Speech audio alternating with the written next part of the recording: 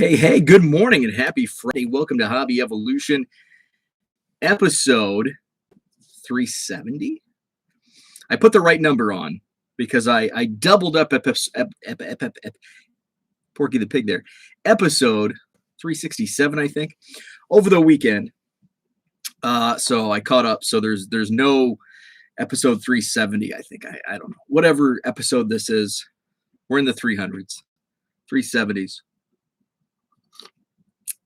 I'm a few minutes late this morning because I was doing some shipping and some sorting. What's up, Zach? Good morning.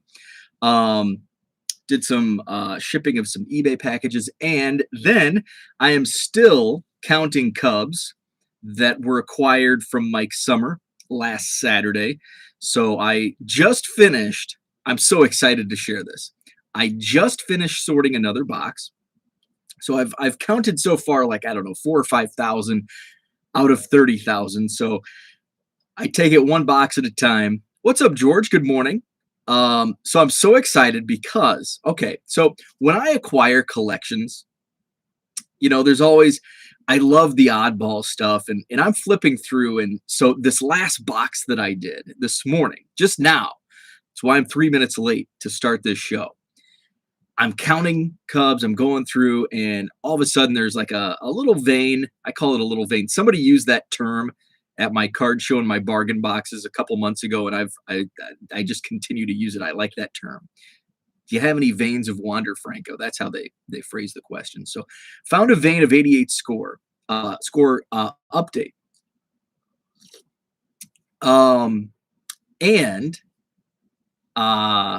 So there was awesome, Zach. There was a vein of 88 score update. Mark Grace was in there, and it's like it's unsleeved in just a monster box surrounded by commons. 30 years ago, I remember I had a friend who was a huge Mark Grace fan and collector, and we were probably, this was in the early 90s, so we were like 10 years old. Saved up all his allowance money from mowing lawns and all that stuff. And I think he paid $24 for an 88 score update Mark Grace. Now in 1991, whenever this was, 90, 91, might have been 89. It was, yeah, I mean, we were probably 8, 9 years old. So, and I remember the deal. It was like the older kid down the street.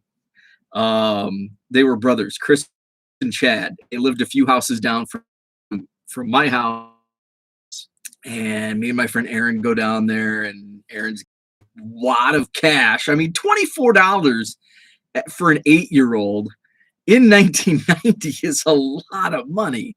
Of course, kids now are carrying around Pelican cases with collections worth more than all of my Cubs combined. But it was a different time in 1990 in the junk wax era.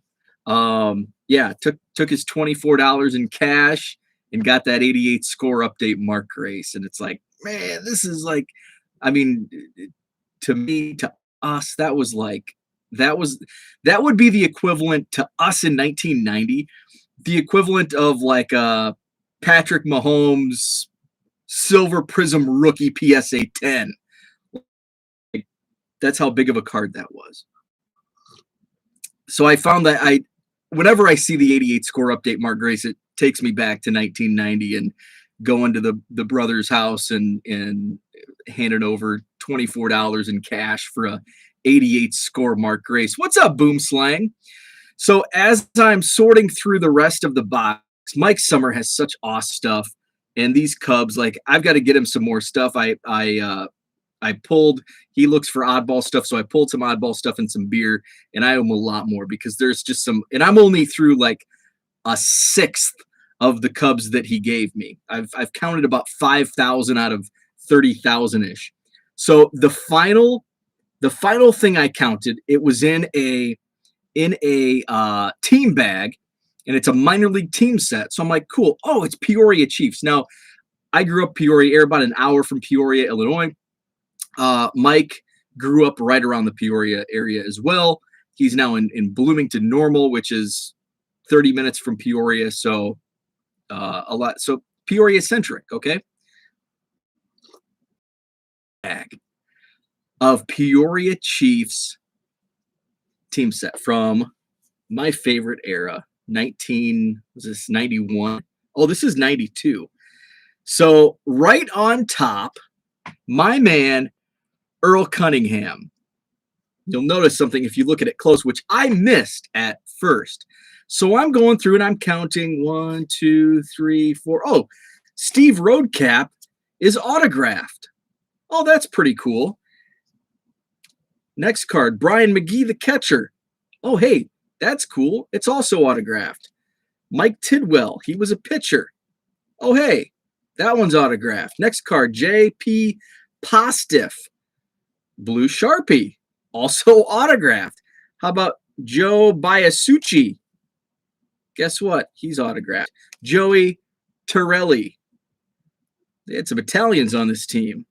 Willie Gardner, he signed in a weird spot. Autographed. I don't know if you can see it up there. Ed Larragui, autographed. Ricardo Medina. Now, I've got a great story about Ricardo. So, when I was also autographed. So, I finally found my search for, by the way, the Earl Cunningham autographed. And I know Earl's signature. This is legit because a lot of these collections you'll get autographs and you can tell it's like an 8-year-old signing. Like you can tell it's like, okay, that's not legit. Some are like pretty decent. But overall, like I'm looking, the one thing that strikes me right away with these, well, A, they're minor league cards from 1992. B, some of them are signed in like different, so some are in black ink, blue ink, Sharpie. Oh, my man Terry Adams didn't sign. We follow each other. We actually private message each other quite a bit about cards. So I'll have to I'll have to send this to Terry. Say, Terry, why didn't you sign? So a bunch of these are not. About half the set is signed. So going back to Ricardo Medina. So Earl Cunningham, Ricardo Medina, teammates in 1992 for the Peoria Chiefs. There's actually one other player that reached out to me. I don't know if he was on this team. Ricardo Medina actually reached out because I, on Facebook, had posted about Earl Cunningham. This was at the point where I was looking for 90 score Earl Cunningham signed in blue Sharpie, which I eventually found about 2 years ago. I found a couple of them on eBay. So I've posted several blogs about Earl Cunningham. One of them was posted to Facebook. What's up, Terry? Good morning. And Ricardo Medina reached out and he replied to the article on Facebook. And I think he thought it was like Earl writing. So I private messaged Ricardo, and I'm a huge Cubs fan, and Earl Cunningham, and I told him the backstory, and he's like, "Oh, we were teammates in the minor leagues. I've lost track of him. I haven't talked to him in 30 years, 25 years. Here's my cell number. If you ever get a hold of him, tell him I'm looking for him. And here's my cell number." So it's cool to see Ricardo Medina. I'm going to share this. I'm going to send him a message and show him that card, take a picture and show him that card. But Earl Cunningham was signed, like half the team set, 92 Peoria Chiefs. Very cool. Terry Adams didn't sign, but I know Terry, so I'm going to say, hey, Terry, will you sign this card for me?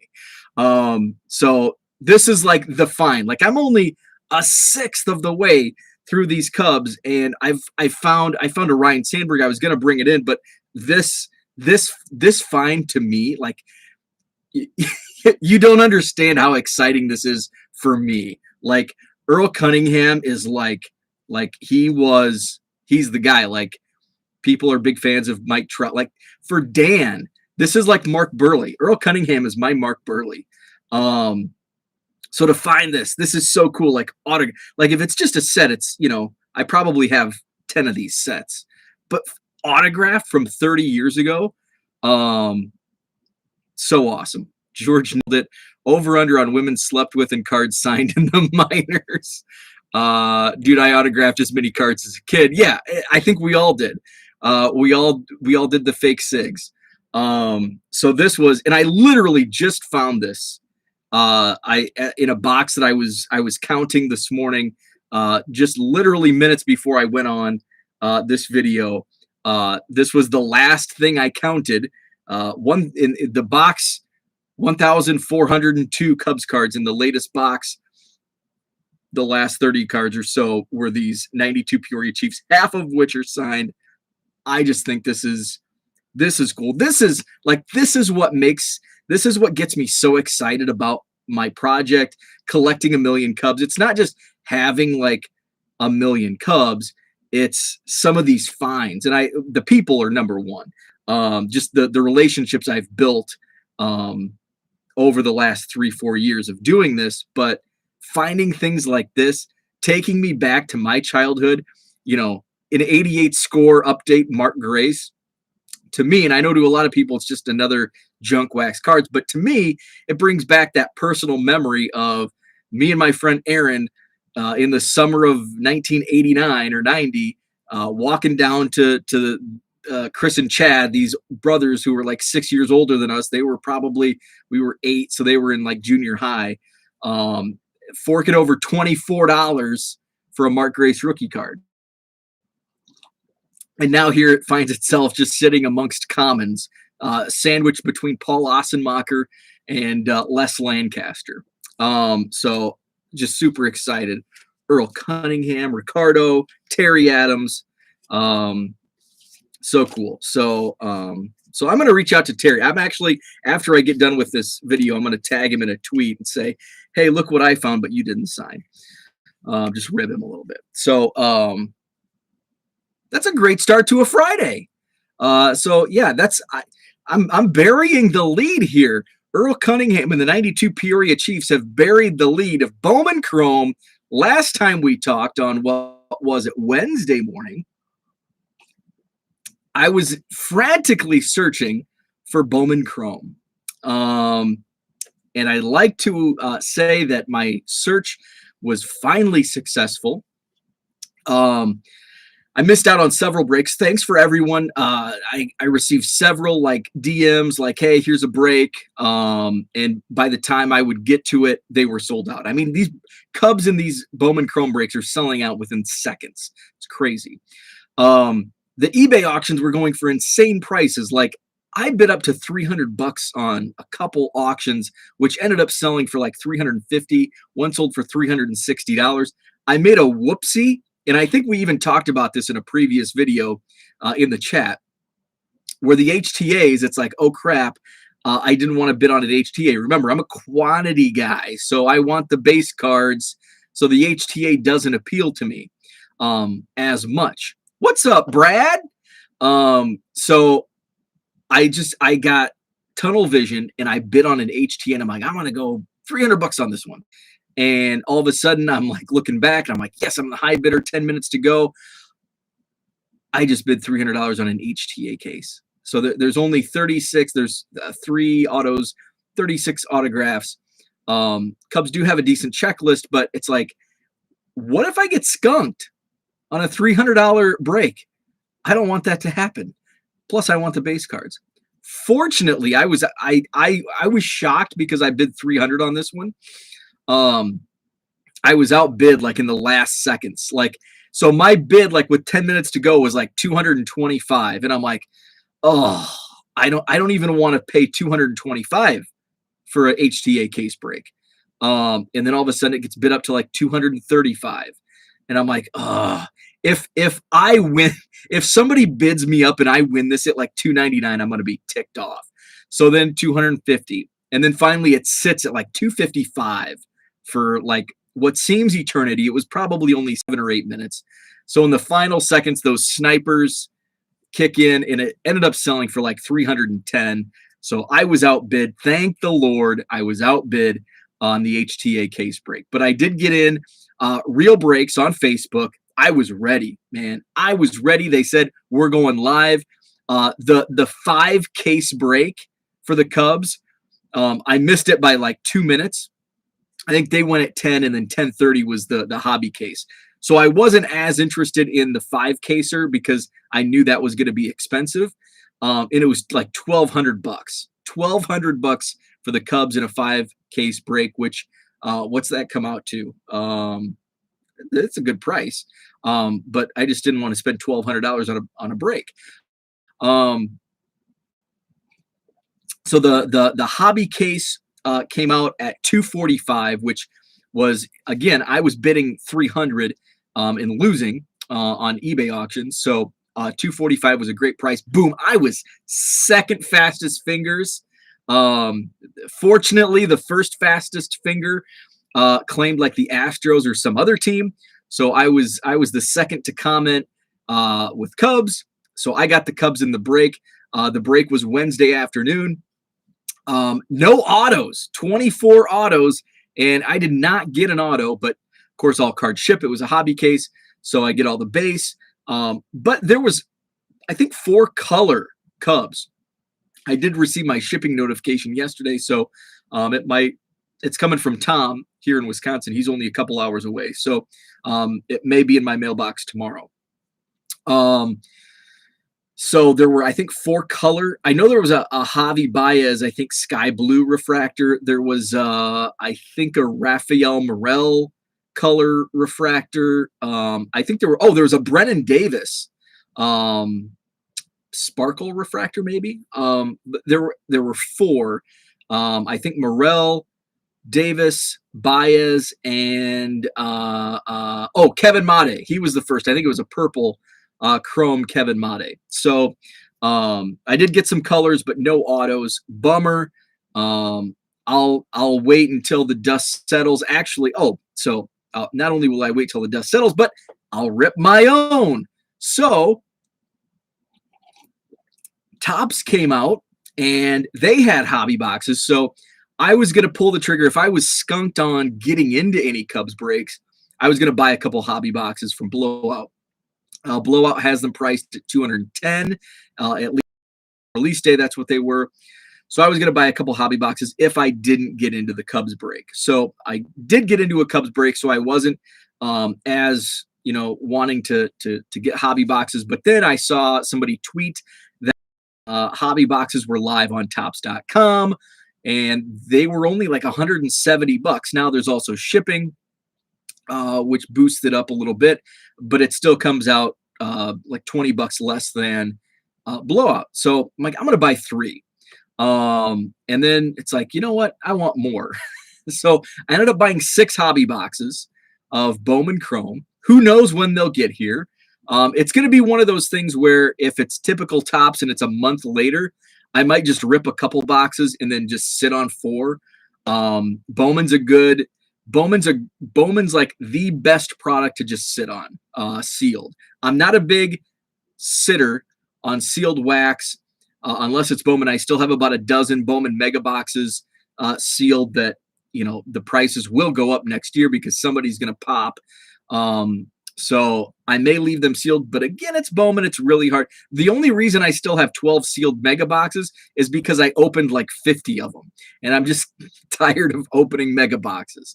So with Bowman Chrome, I'll open a couple. I'll probably just end up opening them all. And it also depends. Hey, if I get shipping notification today and I get them next week, boom, I'm ripping all 6. But if they get stuck in transit for a month, which has been happening it's been pretty common lately, then I'll probably just open a couple and sit on a few. Maybe open half and sit on half. I don't know. We'll see. Just kind of all depends. Gonna play it by ear. Zach says there's some app the kids use that help you snipe. I got added to a White Sox Twitter messaging group chat, and I'm the grandfather in there. They talk about it. Yeah, I think Dan uses a sniper app. And I'm not a big, I just kind of, the other day I said, this is my price, and I'm not going to get into a bidding war. I'm not going to try to snipe at the end. I'm going to set it for $300. And I do understand the benefits to using a sniping app or, trying to manually snipe. Dan uses a website. So Dan uses a website, not an app. Okay. Dan also picked up a 2021 archive snapshot Burley auto. Sweet. So I do get the benefits of using a sniping app website, but I'd rather let it ride. So that's my Bowman Chrome talk. Madison Card Show is tomorrow. Super excited. We now officially have confirmed a record amount of tables for the Madison Card Show. Our previous record was 44 tables back in June. We have 46 confirmed.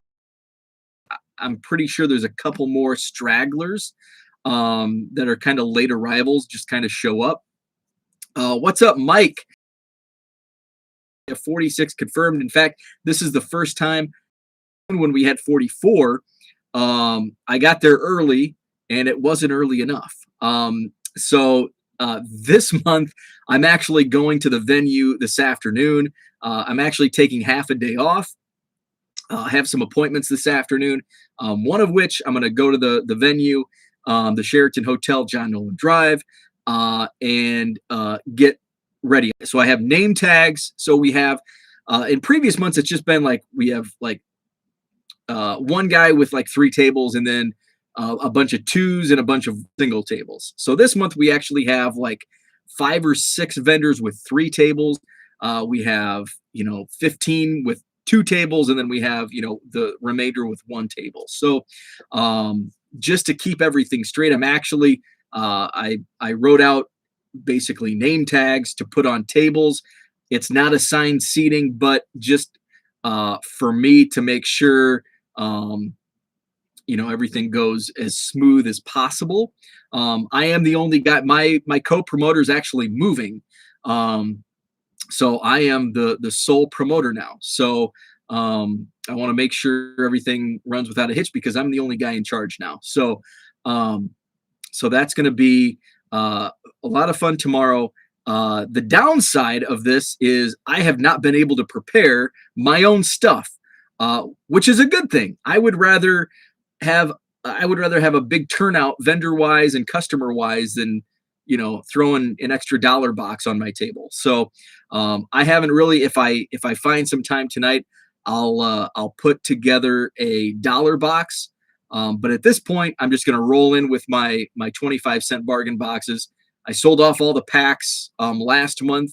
I sold a few packs at the show, and then somebody on Twitter like, "Hey, I'll buy the whole box." And so I said, once the show ends, they're yours. So I gave him like a $10 discount because a few packs sold, and so my junk wax packs are gone. Mike says, nice job of promoting. I see the ad every day. Awesome. I used Facebook ads. I love Facebook ads, and I've got to credit Michael Stelzner, who has a great social media marketing podcast. If you're into social media whatsoever, check out I can't remember. Just type in whatever podcast app you listen to. Social media marketing. It should be one of the first ones that pop up. The host is Michael Stelzner. And I was listening actually on the way to, I think, the National. I was listening to a Facebook ads podcast, and there were some amazing tips. So Johnny, my co-promoter, and I, we utilized some of those tips in our ad for the July or August show. I can't remember which one. And the results were amazing. Like the results we had from our previous strategy, we basically doubled our success rate using some of these tips. So I built on that. I put a little more spend in this month's ad, and it's paid off. The impressions and the reactions have been much larger than the previous months. Facebook ads definitely helped. So David Castlewind in the chat. He is part of the Rockford Card Show, and you can see those guys. They'll be at the Madison Card Show tomorrow. I'm not sure if John's coming. John was like a game time decision. Mike, are you coming? I've got a set of 3 tables for you guys. So you guys are good to go. Social media marketing podcast, Michael Stelzner. It doesn't touch just Facebook ads. There's Twitter, there's YouTube, Instagram, just everything related to social media. There's some really good content there. And one podcast, one podcast I listened to helped tremendously. Awesome. Looking forward to seeing you guys prepping today. So yeah, the show tomorrow, Sheraton Hotel, John Nolan Drive, runs from 9 to 3, free admission. Looking forward to a great turnout. I was a little concerned with because we're up against the Wisconsin Notre Dame game. It's not in town, but it is in Chicago, so I do know a lot of people that are heading down to Chicago. Hopefully that doesn't take away too many. I don't think it will. I think we'll still have a great turnout for this, and I'm excited. I mean, we've got my buddy Scott's bringing that Cy Young from 1910. It's a PSA 6. Vintage Mark is going to be in from Iowa. He has just an amazing selection. I think we're up to 7 all new vendors. I think we have 7 all new vendors that have not done the Madison Card Show. So I'm stoked about that as well. So we continue to build new vendors. Just in chatting with some of the vendors who have done previous shows, and basically you're going to run into this month after month. There's going to be a few vendors that can't make a show because of other obligations. I do know some past vendors can't make this show, but they're like, I'm in for the October show. So excited about that. I've been in talks to have some like autograph signings, but I'm still on the fence because I've got to figure out logistics. So that is something that we've been that we've talked about, and something that I moving forward will continue to look into and possibly figure something out. So, and I have some connections that are kind of managers for former players who've expressed interest in actually bringing their clients to the show. But I've just got to figure out logistics. How are we going to handle things? Compensation wise and all that. So I just kind of want to get settled in. Still need to firm up dates for 2022, taking December off, and then we'll get going in January. So need to have those discussions here in the next few days. So that's what I had for today. I've been teasing this big announcement, which is coming. Mike says I have a mod on my phone that can project the game if necessary. We used it at the last show. Lighting sucked too bright, but it's purses. Very cool. Yeah, I am kind of looking into. I've thought about bringing. I have an old TV monitor that using like an HDMI can hook up, but I don't know if I want to lug that in. So yeah, I don't know but yeah, if you have something, we can talk about that and try to get it. The good thing about now is like everybody can just look on their phone and watch it on their phone apps. So not as concerned. But it would be kind of nice to have it like on a TV somewhere. But we can test it out in the morning. Sweet. Yeah, that sounds good. Big announcement. Probably gonna make that still tying some things together. I still have some T's to cross and I's to dot. So I will be talking about something big coming up here in the next week. You tease, I know. So I'm aiming for next week, end of next week, maybe. It may be like a prime time thing. I don't know, because it is a lot to talk about. So I'll be talking about that next week sometime. So Dan, that's what I had for today. Thanks for tuning in. No show tomorrow because of the Madison Card Show, but I'll be back on Sunday morning. You could do it 10-1. 10-1 is next Friday, so I might do it next Friday. So I'll recap the Madison Card Show on Sunday morning. Of course, I'll be doing a lot of tweeting from the show tomorrow as well. So if you're in southern Wisconsin, northern Illinois, make sure to check it out. Madison Card Show tomorrow, 9 to 3, Sheraton Hotel on John Nolan Drive. Thanks for tuning in, and have a great Friday.